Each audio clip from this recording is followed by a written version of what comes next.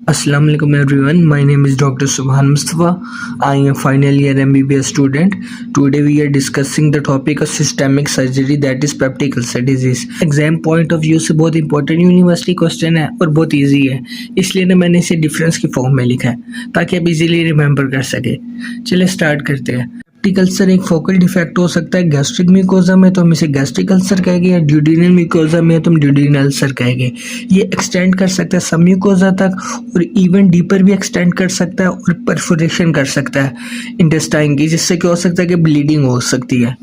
अब हम बात करते हैं डिफरेंस की, ड्यूडिनल अल्सर और गैस्ट्रिक अल्सर। सबसे पहले हम बात करते हैं अकरेंस की। ड्यूडिनल अल्सर है ना वो 2-3 टाइम्स मोर कॉमन है देन गैस्ट्रिक अल्सर। अब हम बात करते हैं कॉज की। Cause of duodenal ulcer is over production of acid and the cause of gastric ulcer is weakening in the defence mechanisms of gastric mucosa. मतलब कि इतना ज़्यादा बाइकार्बोनेट प्रोडक्शन नहीं हो रही कि वो एसिड को न्यूट्रलाइज कर सके, या ये है कि इतना ज़्यादा म्यूकस सिक्रीट नहीं हो रहा स्टमक के अंदर कि वो स्टमक की लाइनिंग को प्रोटेक्ट कर सके एसिड से। अब हम बात करते हैं लोकेशन की। Location duodenal ulcer first part of duodenum में होता है, मोस्ट कॉमन लोकेशन है इसकी। एंड गैस्ट्रिक अल्सर होता है लेसर कर्वेचर ऑफ स्टमक में, इसकी मोस्ट कॉमन लोकेशन है। एंड साइज की, ड्यूडिनल अल्सर स्मॉलर होते हैं as compare to gastric ulcer large होते हैं as compare to duodenal ulcer. अब हम बात करते हैं पैथोफिजियोलॉजी की। ड्यूडिनल अल्सर अगर इंटीरियर वॉल में प्रेजेंट है तो वो परफोरेशन कोज कर सकता है, जिसकी वजह से पेरिटोनाइटिस हो सकता है। अगर ये पोस्टीरियर वॉल में है तो वो गैस्ट्रोड्यूडिनल आर्टरी को इरोड कर सकता है, जिसकी वजह से हेमेटोमेसिस हो सकती है। क्रोनिक ड्यूडिनल अल्सर हील होता है तो वो फाइब्रोसिस करता है। फाइब्रोसिस की वजह से क्या हो सकता है कि गैस्ट्रिक आउटलेट की ऑब्स्ट्रक्शन हो सकती है। अब हम बात करते हैं गैस्ट्रिक अल्सर की। गैस्ट्रिक अल्सर क्या कर सकता है, इरोड कर सकता है पेंक्रियास को, ट्रांसवर्स कोलोन को, स्प्लेनिक आर्टरी को। इसका मैंने निमोनिक याद किया हुआ STP। अब हम बात करते हैं chances of gastric cancer.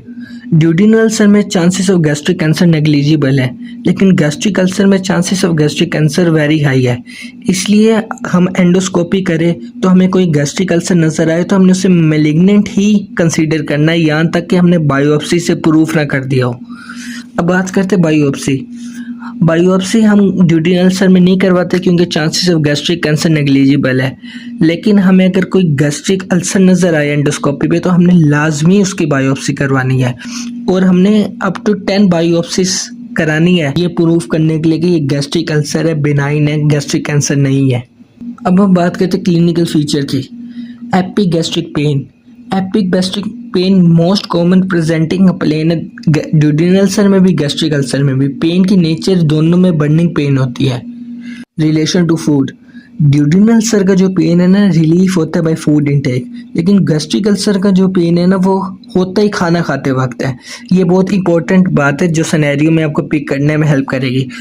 Time of pain. जो ड्यूडिनल अल्सर का पेन है ना वो रात को होता है बिटवीन 2 to 4 AM, और पेशेंट रात को सो रहा होता है और उठ के बैठ जाता है इस पेन से। लेकिन जो गैस्ट्रिक अल्सर का पेन है ना वो सिर्फ खाना खाते वक्त होता है, इसलिए पेशेंट इसमें रात को सोते ही उठ के नहीं बैठता। अब बात करते हैं पीरियोडिसिटी की। जो गैस्ट्रिक और ड्यूडिनल अल्सर दोनों का पेन है वो पीरियोडिक होता है, और क्या करता है कि ये कुछ वीक्स और मंथ्स के लिए चला जाता है और दोबारा वापसी आ जाता है। अब हम बात करते हैं वेट। जो ड्यूडिनल अल्सर के पेशेंट है ना वो ओवरवेट होंगे, और गैस्ट्रिक अल्सर के पेशेंट है वो अंडरवेट होंगे। ब्लीडिंग ड्यूडिनल अल्सर में भी होती है, गैस्ट्रिक अल्सर में भी होती है। अब हम बात करते हैं causes of peptic ulcer disease के। मैंने causes of peptic ulcer disease को डिवाइड किया हुआ infection, drugs, diet, syndrome and other में, ताकि आप इजीली रिमेंबर रख सके। इन्फेक्शन में मोस्ट कॉमन कॉज आपको पता है H. पाइलोरी है। 95% ड्यूडिनल अल्सर H. पाइलोरी होते हैं, 85% गैस्ट्रिक अल्सर में H. पाइलोरी कॉज होती है। अब हम बात करते हैं ड्रग्स की। ड्रग्स में NSAID जो स्टीरॉइड्स आ जाती है। डाइट में smoking, caffeine, spicy foods. Syndrome में एक ही सिंड्रोम है ज़ोरिंगर एलिसन सिंड्रोम। ये इसमें क्या होता है कि बॉडी की सिक्रीशंस वगैरह इंक्रीज हो जाती है, जैसे कि HCl की सिक्रीशन। एंड अदर में आता है स्ट्रेस इस्कीमिया। बात करते हैं पेप्टिक अल्सर डिजीज के पेशेंट में इन्वेस्टिगेशंस क्या कराए गए। सबसे पहले इन्वेस्टिगेशन आती है गैस्ट्रोड्यूडिनोस्कोपी। ये गोल्ड स्टैंडर्ड है, इसे हम अपर जीआई एंडोस्कोपी भी कहते हैं। हमने ये इन्वेस्टिगेशन यंग पेशेंट पे परफॉर्म नहीं करनी। अगर हम सस्पेक्ट करते हैं कि यंग पेशेंट को पेप्टिक अल्सर डिजीज़ है तो हमने जस्ट पीपीआई देने हैं without confirming the diagnosis, because young patients में गैस्ट्रिक कैंसर के चांसेस बहुत कम होते हैं। तो हम बात करते हैं हमने करवाने किस में है, जिनकी एज 45 ईयर से ज़्यादा है और हम सस्पेक्ट करें कि इन्हें पेप्टिक अल्सर डिजीज़ है तो हमने उनमें लाजमी करवानी है, क्योंकि चांसेस ऑफ कैंसर 45 ईयर से ज़्यादा में हाई है। दूसरी बात करते हैं कि जिन पेशेंट्स में अलार्मिंग सिम्टम्स आ रहे हैं, for example dysphagia, weight loss, vomiting, bleeding, anaemia, then हमने उनमें लाजमी गैस्ट्रोड्यूडेनोस्कोपी करवानी है रिगार्डलेस ऑफ एज, क्योंकि हम सस्पेक्ट कर सकते हैं कि ये जो सिम्टम्स आ रहे हैं ये गैस्ट्रिक कैंसर की वजह से तो नहीं है। हम बात करते हैं बायोप्सी की। हम ड्यूडेनल अल्सर में बायोप्सी नहीं करते क्योंकि चांसेस ऑफ कैंसर नेग्लिजिबल है। हम गैस्ट्रिक अल्सर की पेशेंट में बायोप्सी मस्ट करते हैं क्योंकि chances of cancer very high है इन गैस्ट्रिक कैंसर, और हमने 10 बायोप्सीज करनी है to label as gastric ulcer as benign.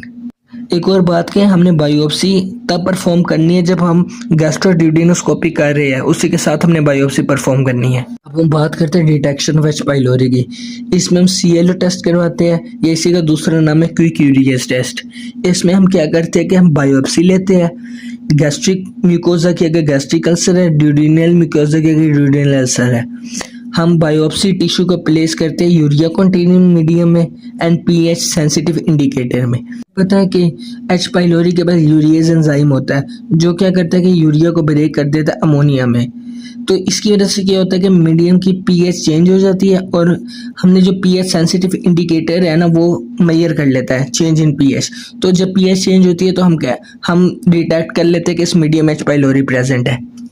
अब हम बात करते हैं next test for the detection of H pylori, that is carbon thirteen labelled urea breath test. हम इसमें क्या करते हैं कि पेशेंट को ना इंजेस्ट करवाते हैं यूरिया लेबल्ड विद कार्बन-13।